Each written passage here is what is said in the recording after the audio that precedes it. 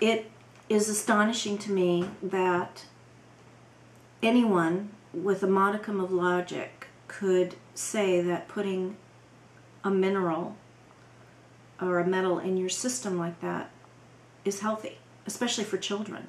And we have it in our water, we have it in our toothpaste, we have it in certain dental protocols, and anything that is added in and that is used on a daily basis can become a toxin.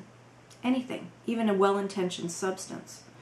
The other thing that I think most people don't realize is that we're not actually getting the mineral fluoride. What we're getting is a byproduct of a phosphate fertilizer waste, and that's what's used. And unfortunately, a lot of what is touted as beneficial in this country is a way of finding or reinventing a new way of using a leftover byproduct. So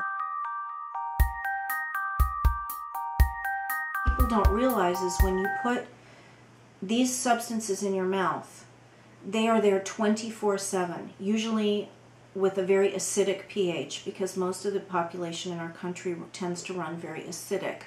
So you're constantly leaching the ions of these metals into your system, and because they're dense and heavy metals, they tend to be swallowed, they stay in the gut, they can move into the kidney. They don't move very easily, they settle into the tissues, and over time they can create an internal toxicity. Joint pain, gastrointestinal problems, chronic fatigue. That doesn't mean every joint pain or intestinal problem, every one of those scenarios is caused by a dental issue, but it is very common. I do not feel that people should be running out and pulling their silver fillings willy-nilly. I think that's actually creates more of a toxic overload for the system. So when a patient comes to me and they want to do that, there's a series of steps that we decide to go through together. And I usually put them on a 3-month detox protocol.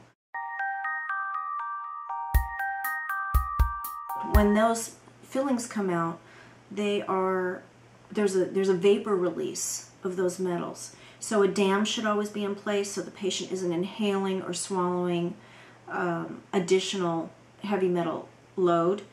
And the practitioners that I work with, really concerned and caring dental practitioners, often have their patients on oxygen, so they're getting, really pure air flow at the same time, and they're not tending to inhale a lot of what's coming out of their fillings at that moment.